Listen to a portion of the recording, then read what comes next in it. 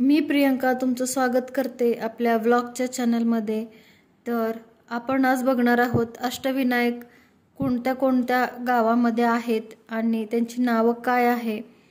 तर चला तर मग बघूयात। सर्वप्रथम बघूयात मोरगाव मोरेश्वर, सिद्धटेक सिद्धिविनायक, पाली बल्लाळेश्वर, मड विनायक, थेऊर चिंतामणी, लेण्याद्री गिरिजात्मक, ओझर विघ्नेश्वर, रांजणगाव गणपती।